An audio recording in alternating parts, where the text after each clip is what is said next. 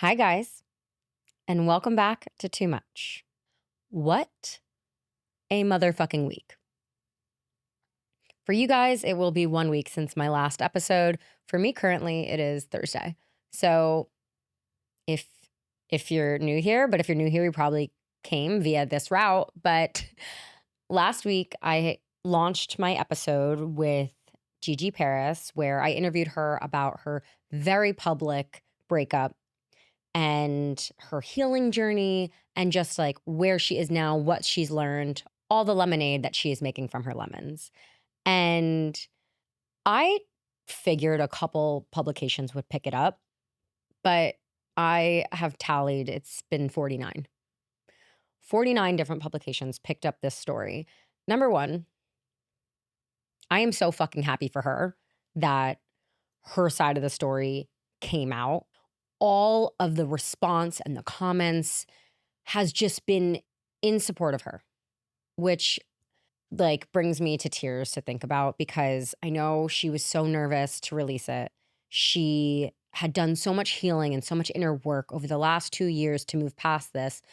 And she felt that she deserved to tell her story and speak up for herself, but she knew that that was going to come with dredging up the past and come with the public speculation again, which, knowing how hard it was for her last time, made this time incredibly terrifying. I tried to calm her nerves before we launched and reassure her that this time is different. This time it's you with the microphone. It's you in the driver's seat and you who has control of the narrative. And I'm so fucking happy I was right. I knew I would be, but of course, there's always, it's the public. But the reason her story really resonated with me, aside from breakups and relationships, was because this is something that I felt 4 months ago, 3 months ago. When was that? I don't know. Before my tell-all for what happened with Unhinged, that's exactly how I felt. It was like, do I rock the boat? Do I tell my story? Do I come out like, things are kind of quiet right now. I haven't heard from her. I might as well just keep going. Or do I come out and I tell my story and I say how I was wronged and stand up for myself? And I was scared to do it. The second I hit upload, I was like, let go and let God. And it was the best decision I ever made. And so I'm really happy that she had a similar experience, I think. I've checked in with her a couple times. She's doing good. She's only been getting sweet and kind messages. So thank you guys so much also for just supporting her, because I think that's a true testament also to my audience. The fact that you guys can see and sense people being genuine and real and honest. And I'm just really happy that I don't have trolls in this audience. So thank you guys for being the real ones.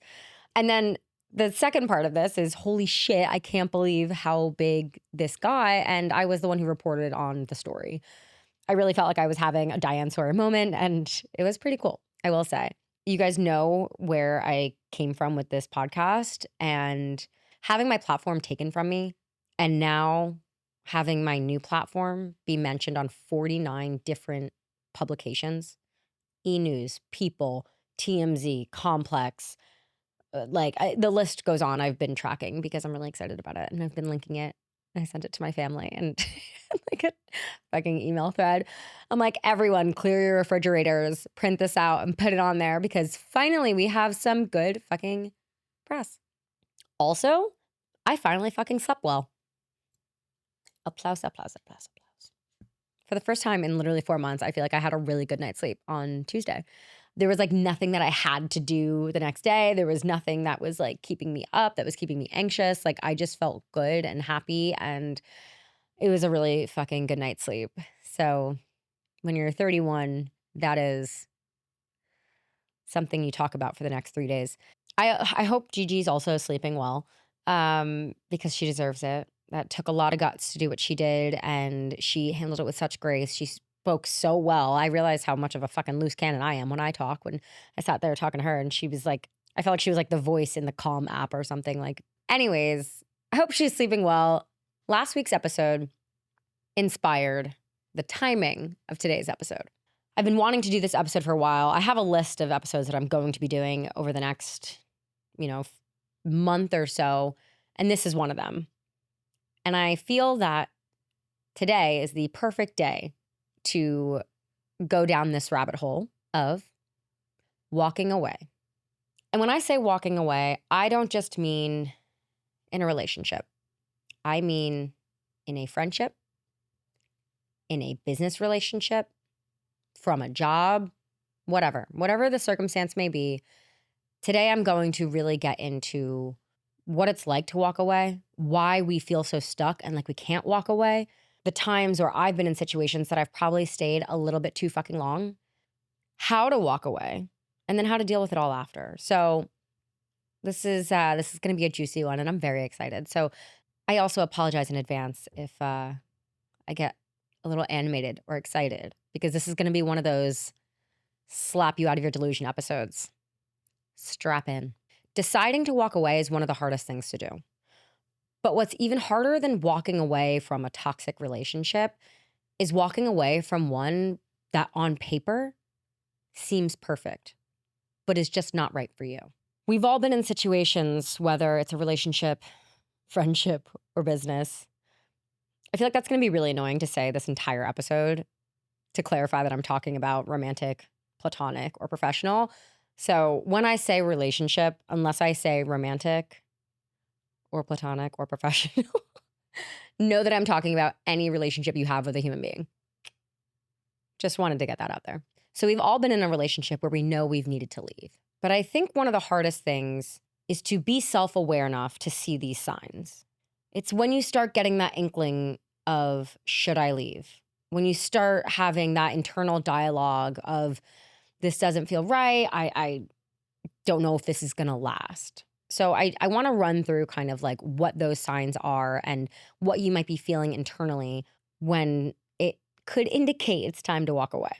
If a relationship is consistently leaving you feeling drained, unfulfilled, or even more confused, you need to consider moving on. Knowing when to walk away from a situationship or unrequited love or a business relationship that is no longer serving you involves recognizing your worth and understanding when your emotional and or physical needs are not being met. So here are kind of the signs that will point to this. One of my biggest ones is that your anxiety is through the fucking roof. This person is leaving you overthinking and questioning, or as I like to say, leaving you with more question marks than exclamation points. It's the, why haven't they called me? Where are they? Maybe physically, if you live with the person and like they're out late and just not respecting your need for communication. Or the, do they even see a future with me? Because they haven't communicated that. You're just left doubting yourself and the relationship almost every day. And then the anxiety piece of it is like, your partner should never be the one to increase your anxiety. If someone is increasing your anxiety that is in your life on a daily basis, that is unhealthy. That is not the person you should be spending your time with. I remember when I used to date Hawaii, my fucking anxiety was like at an all-time high. And it wasn't necessarily because he was doing anything wrong, but it was just the fact that he was existing as he was. He's a good person, but just not for me. It was like, we're going to the airport and I'm someone who likes to get there 2 hours early and he's packing 5 minutes before the Uber is about to be called. Like, just anxiety through the roof. Or you're having anxiety because your questions aren't being answered. So that's one big part of it. Every day is unsettled. You don't feel at peace. You're constantly anxious. Then on a deeper level, you might not be feeling emotionally, or hopefully not, or physically safe. You don't feel seen or respected. And that respect doesn't just mean being nice to you. That respect can be for your time or for your needs or your opinions. If someone's sitting there constantly making you wait around for them, they don't respect your time. And that is a very real reason to feel like you want to walk away. Sometimes it can be affecting your ego. You could be feeling so much smaller in their presence rather than big and bright. Your partner should be your cheerleader. They should be raising you up and making you feel like you can conquer the world. And if someone is putting you down or making you feel smaller on a consistent basis, that is a big indicator that it is time to walk away. And one of the biggest signs that maybe you need to walk away is that you keep fantasizing about it. It is a thought that pops into your head more than once. It doesn't even need to be every day. If it is just something that becomes a pattern, it's something that is on your mind more than it's not, that is a very good reason to walk away. That is your brain and your instincts telling you something. That is your gut telling you that it might be time to walk away. And one of my personal favorites is that it might be time to walk away if you keep having the same fights and the same conversations over and over again with zero change. Let me tell you something. You cannot teach an old dog new tricks. You just can't. People are only going to change as much as they want to.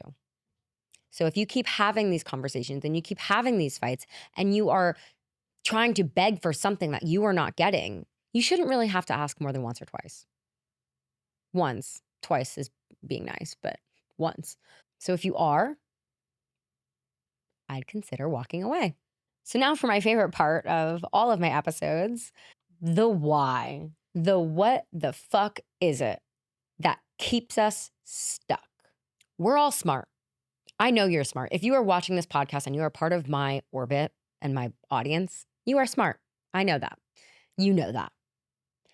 And I know that's why you think that you're smarter than to be in something that's toxic or to be in something too long.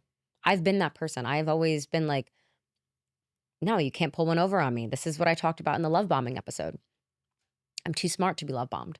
But there's a lot psychologically that actually keeps us in something longer than we should, past the expiration date.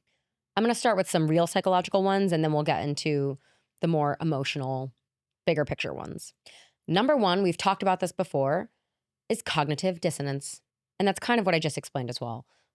This is if I leave, that means that I was wrong about this.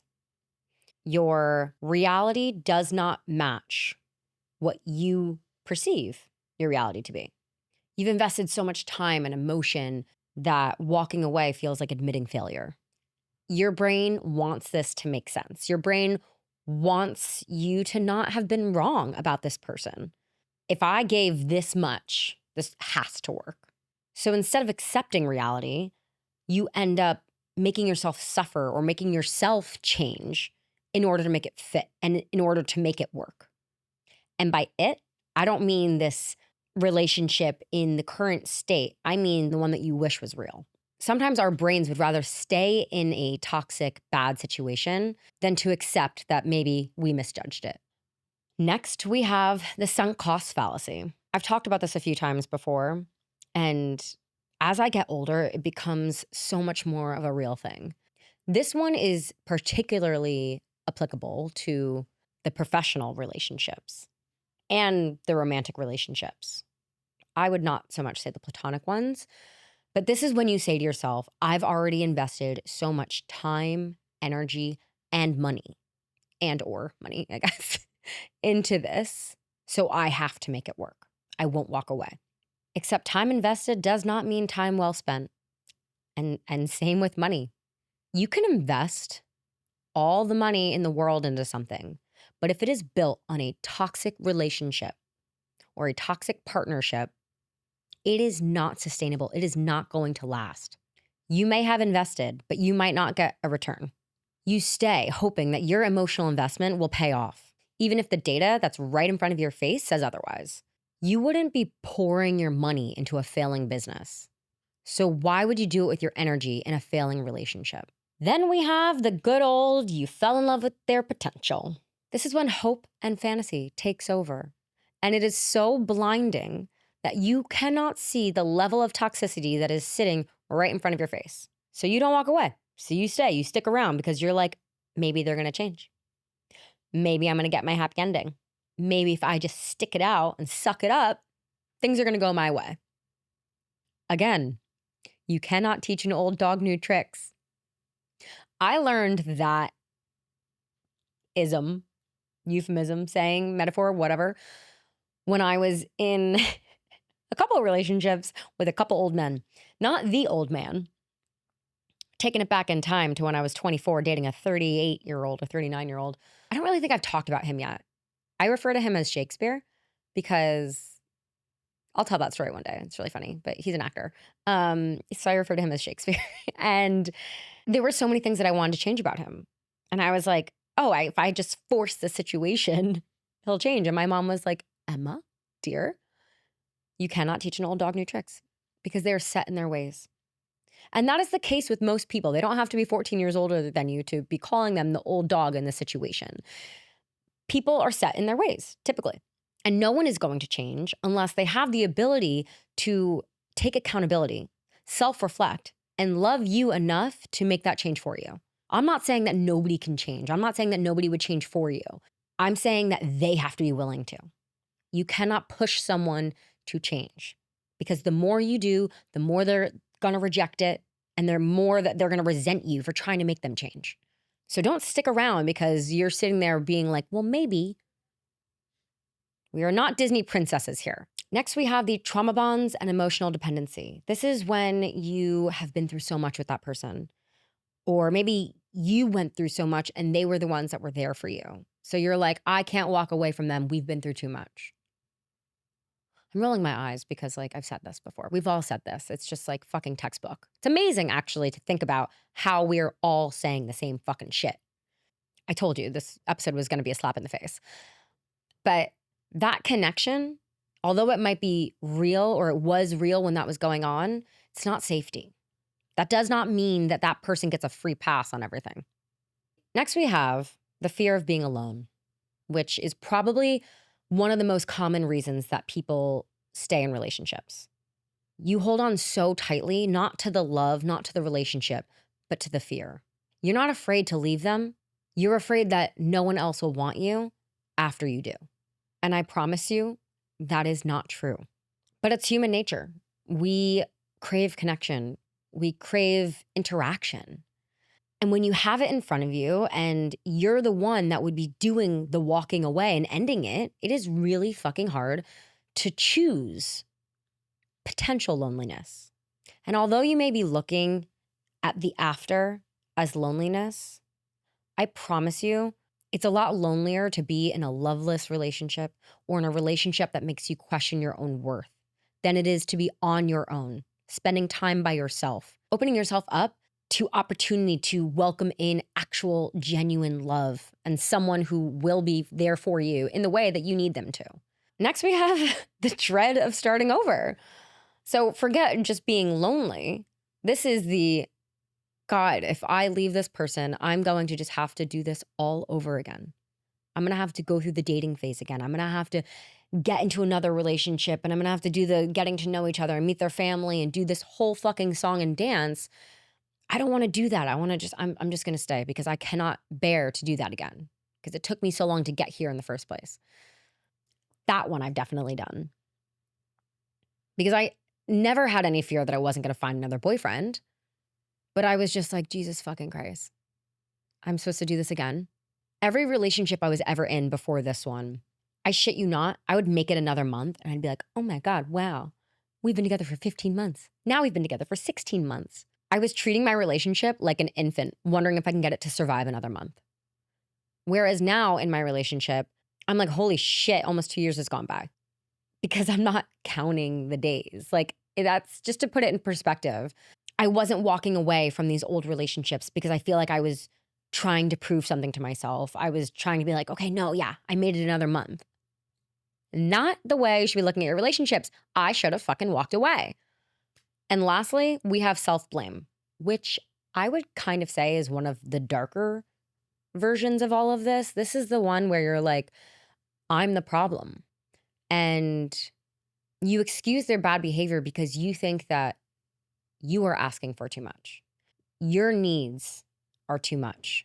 If I just communicate better, if I lower my standards, this will be okay. We'll make it through. This is how high functioning women get stuck. Overcompensating for what the other person refuses to do. So I'm here to remind you that you are not difficult. You're just with someone who benefits from you thinking you are.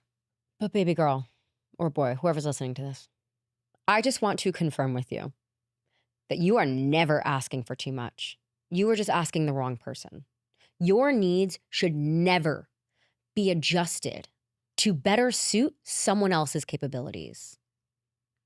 Ever. They are your needs. They are yours, and that is unique to you, and that is beautiful, and that is okay. And if they cannot fulfill your needs, then you need to walk away. Simple as that.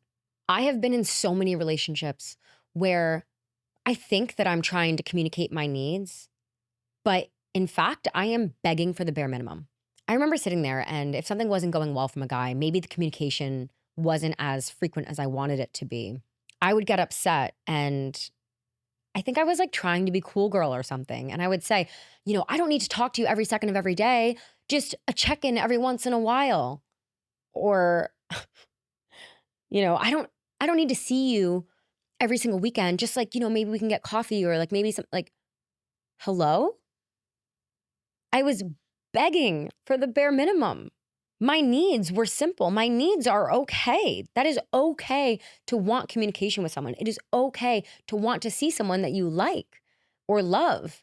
And you should not be sitting there adjusting your needs, minimizing them so that they stay with you. Fucking walk away. Granted, there is a difference here of communicating your needs when it's the early stage and you're just trying to give someone insight into your needs. But if that is not accepted and amended right away, and you have to keep asking for it, then you need to reevaluate. Because otherwise, you are settling. You're settling for less. Why is that okay? There is probably one relationship in my life where I can confidently say that I stayed far too long. And it was not romantic, it was professional. I had a business with another person, and it was so fucking toxic. And we only had it for a year and a half. And what was a catalyst to the toxic relationship was for me that I had set a boundary and it was consistently being crossed almost every day. In this particular instance, I feel I was dealing with someone who displayed a lot of narcissistic tendencies. And to paint the picture, every time the boundary was crossed, I would reinforce it. I would say it again. And every single time it kept happening, I became increasingly more frustrated because for me, it was compounding. But for the person I was dealing with, it was isolated. So they never really looked at it as I've done this 100 times. It was, why are you getting so angry over something so small? And I'm like, sure, this would be small if it was the first time, but it's the 100th. So, which is gaslighting, but we'll get into that another day. But I did not feel good about myself when I was with this person, even when I was just around them. Every time I would get excited, the wind would be taken out of my sails, whether it was about an idea for the business or it was about a milestone that I hit in my relationship. It, to me, felt like this person truly did not want me to be happy. And anytime I would be happy, to me, it felt like they felt like it meant that they weren't happy. Or anytime that I was, reaching a milestone or being successful, it to me seemed that they felt that it made them look less successful, which is not the case. I always say 2 flowers can bloom at the same time and they do not take away from one another. We should all just be lifting each other up and supporting each other. But I feel like I was just put down all the time. I even remember on my birthday, it was the first birthday within our business that we started together. And I wanted to post about it on social media. I wanted to be like, happy 30th birthday, Emma. It was my 30th. It was a big deal. We hadn't gotten to her birthday yet. And I said, we'll do this for you too. And I was told no. I was told that's going to take away from engagement and that just makes it about you and we can't do that. And I literally cried. I was like, this is my business too. Like, this is like, am I not a part of this? Like, what? Like, I put up with this for a very long time, too long. And the really unfortunate thing is that when it comes to a work situation and you have a goal in mind, something really terrible will happen, but often you just sweep it under the rug because you're like, we got to get to that goal. We got to do the job. We got to just put it behind us. And then once you do accomplish the job or the task or whatever, you've already faked this happiness and you're fine. So you're like, oh, we don't have to go back and readdress that and rehash it and make it a thing again. Let's just keep moving forward. So the root issue is never addressed. So it just fucking snowballs and it is toxic and it just goes on forever.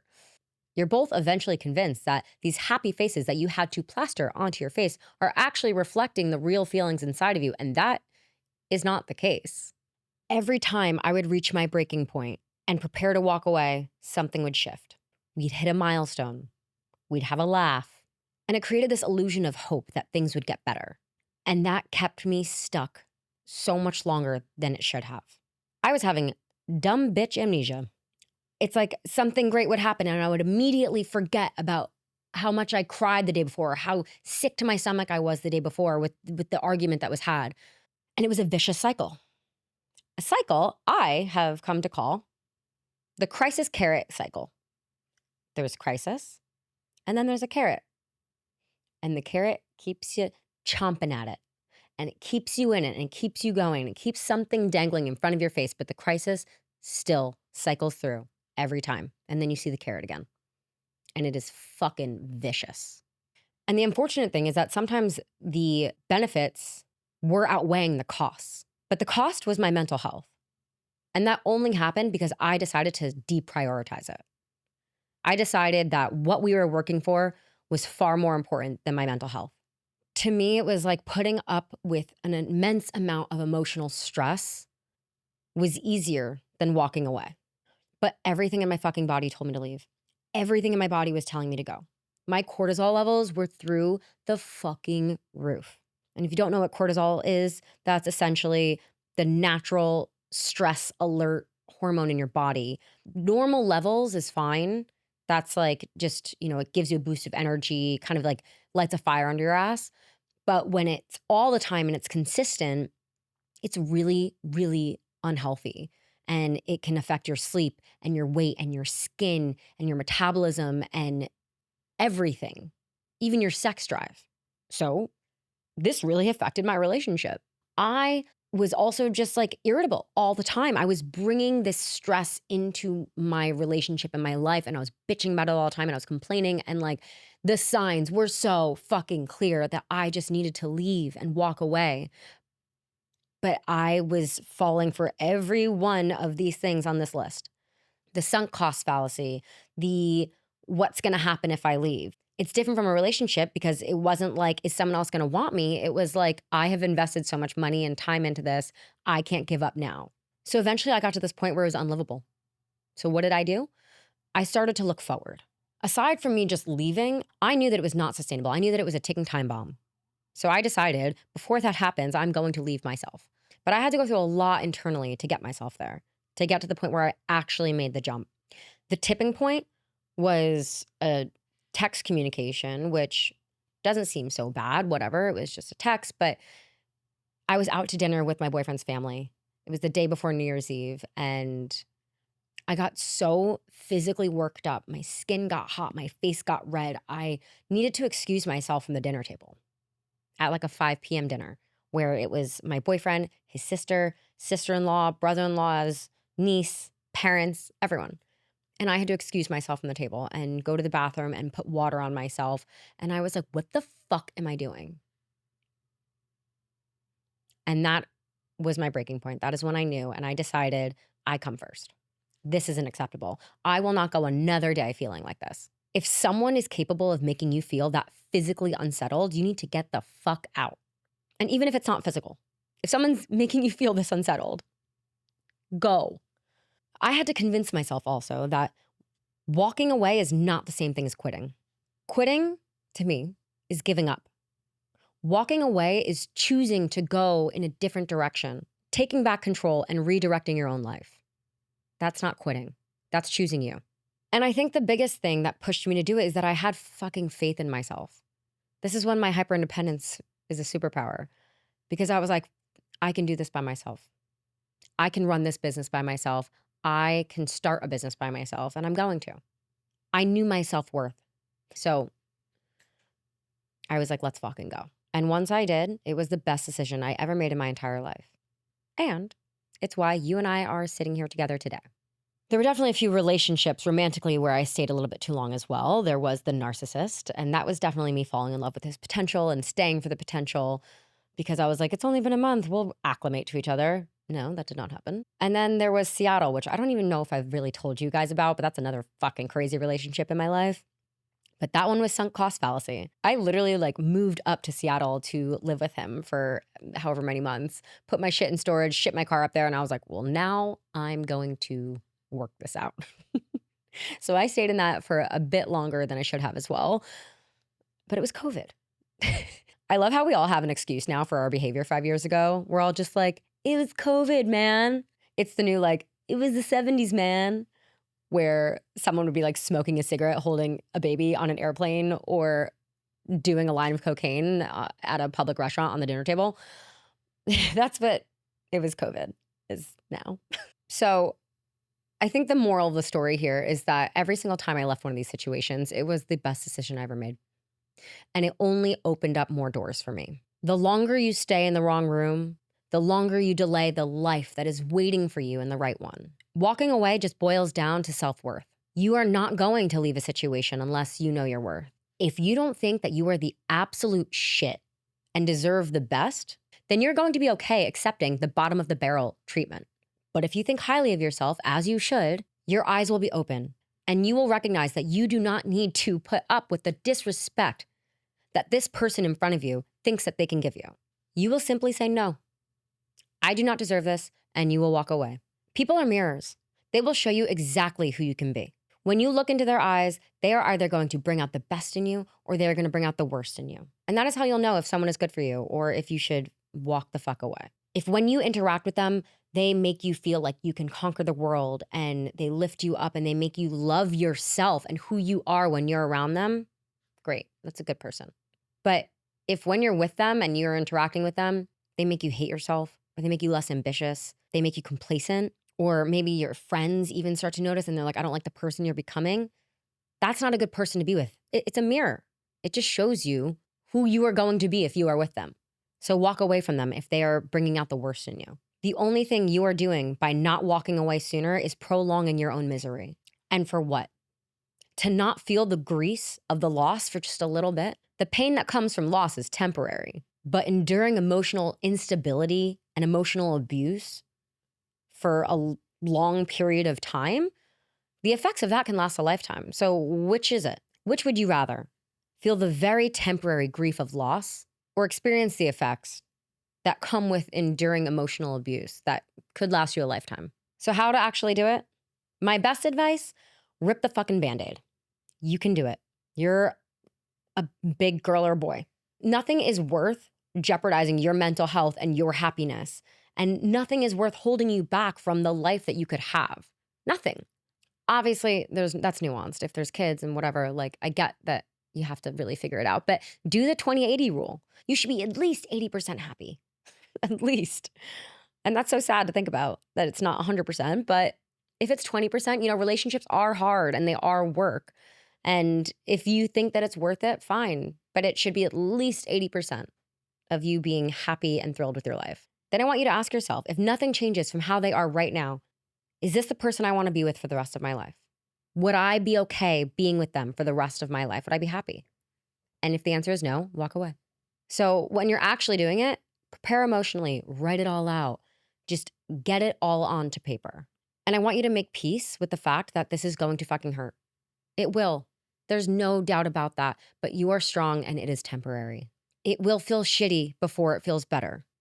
It will pass and you are a goddamn fighter. Then I want you to visualize it. If you're having trouble walking away, this is what I want you to do. Start to think about the things that you want in your life. In this vision, do you see that person in the picture with you? Are they there making this easier for you? Are they happy for you? Are they making that better? Or are they making it harder for you to get there and harder for you to relish in that moment? If it's a no, if it's not them that you visualize there, then they are not aligned with your goals and your future self. So you need to walk away. And you don't have to be a dick about it. You can lovingly distance yourself if it's a friend, or you could just be very blunt and clear and honest and upfront with the person if it's romantic or professional. Sometimes the best thing is to write it down and read it to them so that you're calm and level-headed and they can let you get through everything.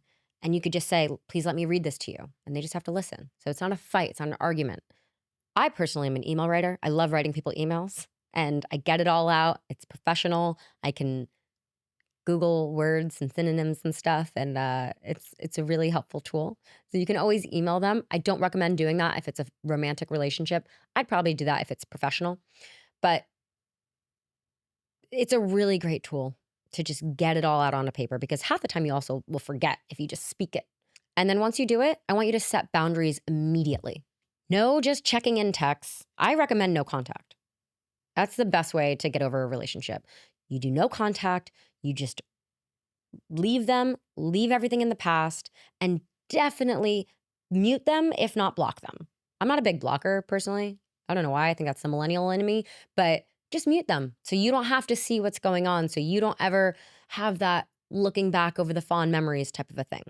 And then, of course, if you are married or if this is a more serious situation, I do want you to have an exit plan, whether that is financially or physically of where you're going to stay.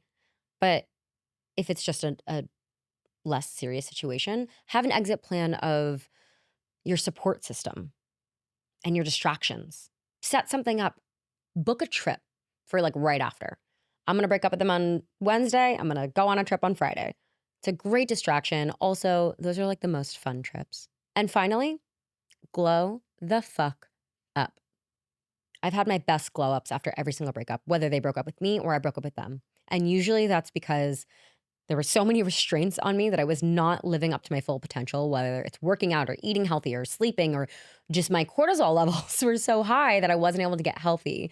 I have never looked better than when I walked away from someone. I think that's even true now with a professional relationship. If I do say so myself. Loving my hair. It's the best revenge. Fucking make sure that's at the top of your list when you walk away. So that's my spiel today, guys. Leaving is brave. Honestly, staying, it's complacent. You're better than that. If you are feeling like you should leave and you've been thinking about it nonstop, just fucking do it. Rip the Band-Aid.